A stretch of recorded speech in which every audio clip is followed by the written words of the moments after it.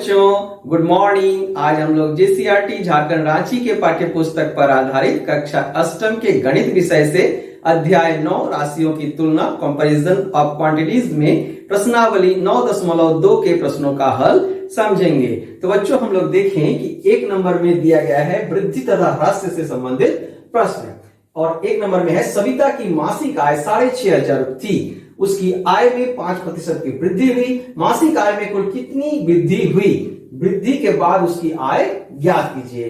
तो बच्चों यहाँ पर क्या क्या दिया गया है? मासिक आय और आय में वृद्धि। तो यहाँ पर आय हो गया 6,500 रुपया मासिक और आय में वृद्धि 5%। अतः मासिक आय में वृद्धि कितना हो गया? 6,500 का 5% मैंने 5/100। ये 0 0 कट गया, ये 0 0 कट गया, तो कितना बचा? 65 गुने 5। तो 65 को 5 से गुना करेंगे कितना हो जाएगा? 325 रुपया। तो वृद्धि के बाद सविता की मासिक आय कितना हो गया? 6,500 प्लस 325 बराबर 6,825 रुपया। तो बच्चों अब हम लोग 2 नंबर के प्रश्न का हल समझते हैं। बच्चों अब हम लोग 2 नंबर के प्रश्न का हल समझते हैं। प्रश्न संख्या 2 में दिया गया है एक शहर की जनसंख्या 10,000 है, यदि इसमें 2% वार्षिक ह्रास हुई तो एक वर्ष बाद शहर की जनसंख्या ज्ञात कीजिए। ह्रास माने होता है बच्चों कमी। तो देखिए बच्चों शहर की जनसंख्या कितना थी? 10,000। जनसंख्या में ह्रास से कितना हुआ? 2%, यानी कि कमी कितनी होगी? 2%। तो एक वर्ष में जनसंख्या में कमी कितनी हुई? 10,000 गुने 2/100 यानी कि 2%। तो ये 2 शून्य और ये 2 शून्य कट गया, तो कितना बचा? 100 गुना 2 बराबर 200। तो एक वर्ष पश्चात शहर की जनसंख्या कितनी रह जाएगी? 10,000 माइनस 200, 200 कम हो गया है तो कितना हो गया? 9,800। तो बच्चों अब हम लोग 3 नंबर के प्रश्न का हल समझते हैं। तो बच्चों अब हम लोग प्रश्न संख्या 3 का हल समझते हैं। प्रश्न संख्या 3 में दिया गया है एक बगीचे में कुल खड़े वृक्षों की संख्या 40 थी। आंधी के कारण 10 वृक्ष उखड़ गए। वृक्ष की संख्या में कितने प्रतिशत की कमी हुई? तो इसका हल इस प्रकार से देखिए, कुल वृक्ष कितना थे? 40। वृक्ष कितने उखड़ गए? 10 वृक्ष उखड़ गए 10। वृक्ष की संख्या में कमी का प्रतिशत कितना हो जाएगा? 10/40 गुना 100। ये देखिए ये 0 और ये 0 काट दिए। अब कितना बचा? ऊपर बचा 10 गुना 10/4 और इसको गुना कर दिए तो हो गया 100/4। तो 25 चौके 100 होता है, तो इसको काट दिए यानी कि 25%, यानी कि वृक्षों की संख्या में 25% की कमी हुई। तो बच्चों अब हम लोग प्रश्न संख्या 4 का हल समझते हैं। तो बच्चों अब हम लोग प्रश्न संख्या 4 का हल समझते हैं। तो देखिए 4 नंबर में क्या दिया गया है? श्रमिकों की मजदूरी में 5% वृद्धि होती है। यदि उसका बढ़ा हुआ कुल मजदूरी 210 रुपया है तो प्रारंभिक मजदूरी ज्ञात कीजिए। प्रारंभिक माने उसका पहले क्या मजदूरी था वृद्धि के पहले। तो बच्चों इसका हल इस प्रकार से करेंगे। माना पहले श्रमिकों की मजदूरी थी x रुपया। प्रश्न से वृद्धि के बाद श्रमिकों की मजदूरी बराबर x प्लस x का 5% यानी कि 5/100 बराबर 210। तो यहां पर हम लोग इसको लिख सकते हैं 5 × x/100। तो अब यहाँ पर x के नीचे कुछ नहीं है, यानी कि 1 मान लेंगे। तो 1 और 100 का जो है एलसीएम करेंगे तो 100 हो जाएगा। फिर 100 में 1 से भाग देंगे तो 100 हुआ। 100 में x से गुना करेंगे तो 100x हो गया। और 100 में 100 से भाग दिए तो 1 हुआ। 1 में 5x से गुना किए तो 5x हो गया बराबर 210। इस दोनों को जोड़ दिए तो ये कितना हो गया? 105x हो गया। और इस 100 को जो है ऑपोजिट साइड में ले गए तो इधर डिवाइड था, उधर गया तो मल्टीपल हो गया।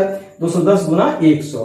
अब बच्चों देखिए कि यहाँ पर 105 जो है मल्टीपल है यानी कि गुना है और ऑपोजिट साइड में ले गए तो डिवाइड हो गया। तो 105 गुनी 210 कट गया 2 से। तो अब क्या हुआ? 2 गुना 100 ऊपर बच गया तो इसको गुना कर दिया कितना हो गया? 200, यानी कि x बराबर कितना हो गया? 200।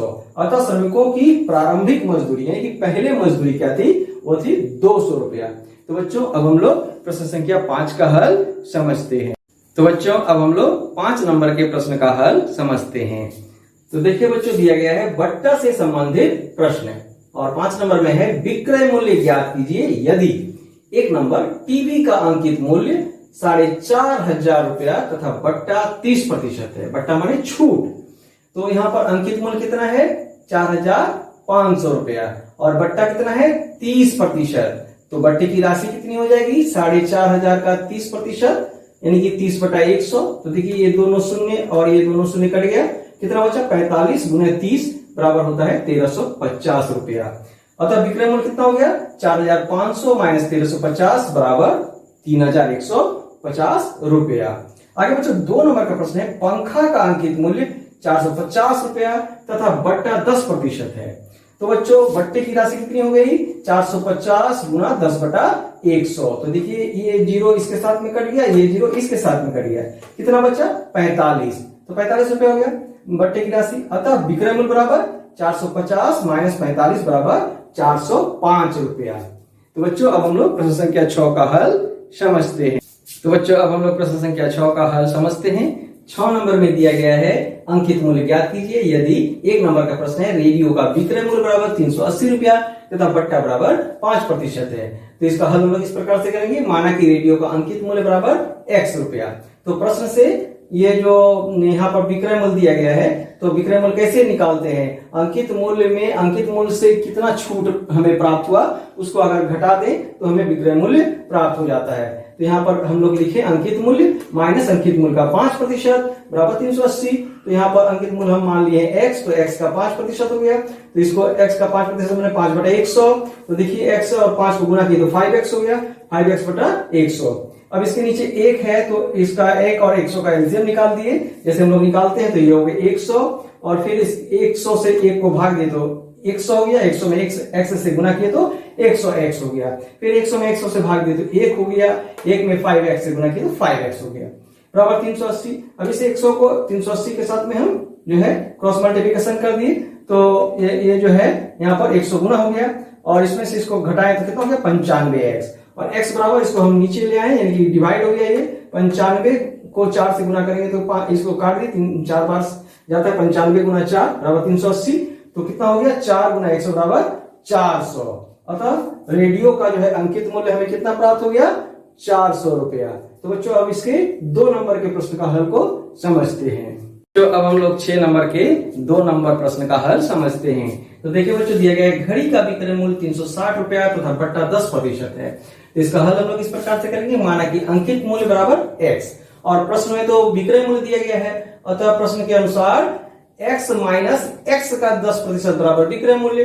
तो इस प्रकार से 10x का 10% माने 10/100 हो गया बराबर 360। अब इसका जो है हम लोग नीचे 1 मान लें तो इस 1 और 100 का एलसीएम करेंगे तो 100 हो गया, और फिर इसको इस प्रकार से हम लोग सॉल्व करते हैं। 100x minus 10x equal to 360।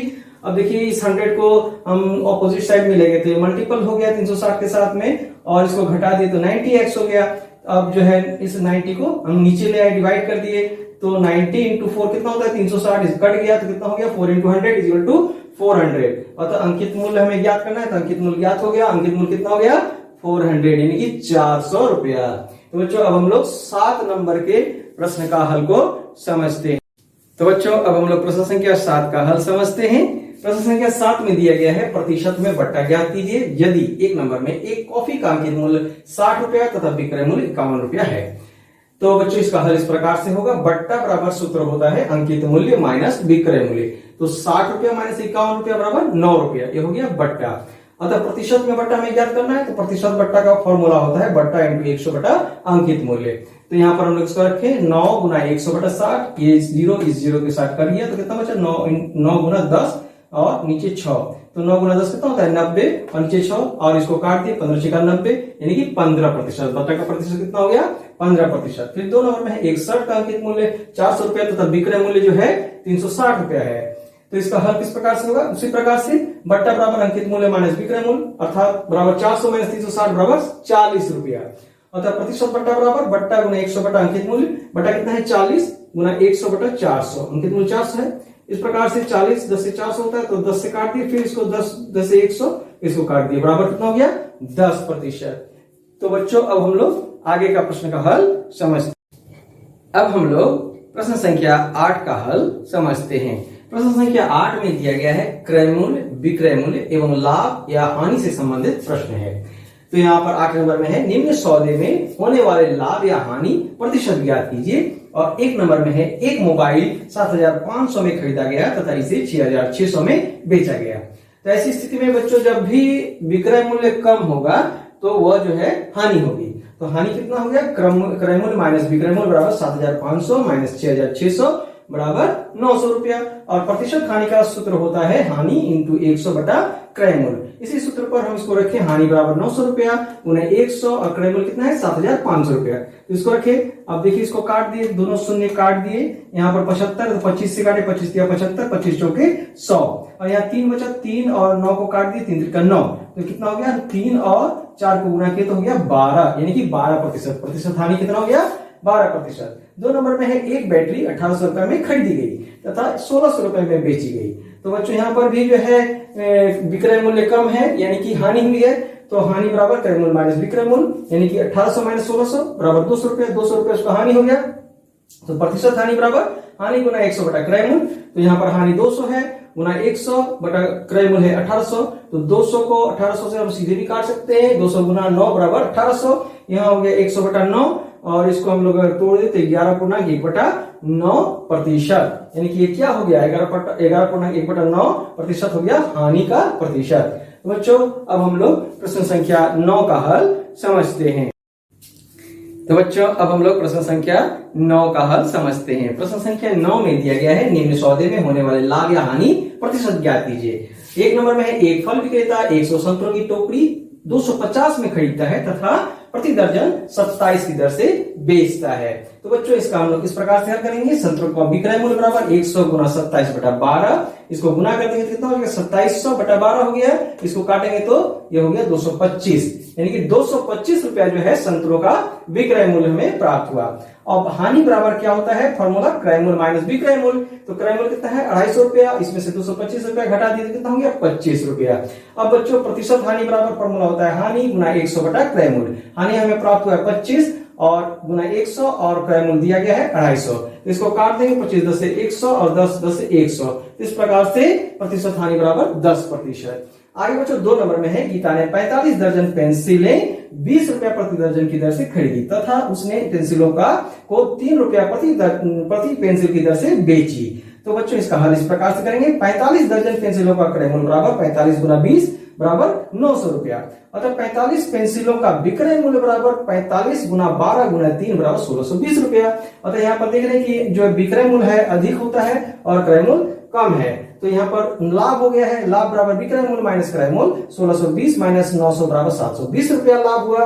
अतः प्रतिशत लाभ बराबर लाभ गुना 100 बटा क्रय मूल्य। तो इसको यहाँ पर देखिए लाभ 720 गुना 100 बटा क्रय मूल्य जो है 900 दिया गया है। अब ये जो है दोनों जीरो इसका और इसका दोनों का कट गया और बचा क्या 720 बटा 9। इसको 80 से हम काट सकते हैं, यानी कि 80% जो है लाभ हो रहा है इस सौदे में। तो बच्चों अब हम लोग प्रश्न संख्या 10 का हल समझते हैं। तो बच्चों अब हम लोग प्रश्न संख्या 10 का हल समझते हैं। प्रश्न संख्या 10 में दिया गया है 300 किलोग्राम चावल 15 रुपया प्रति किलोग्राम की दर से खरीदा गया तथा 5% हानि पर बेच दिया गया। हानि तथा विक्रय मूल्य ज्ञात कीजिए।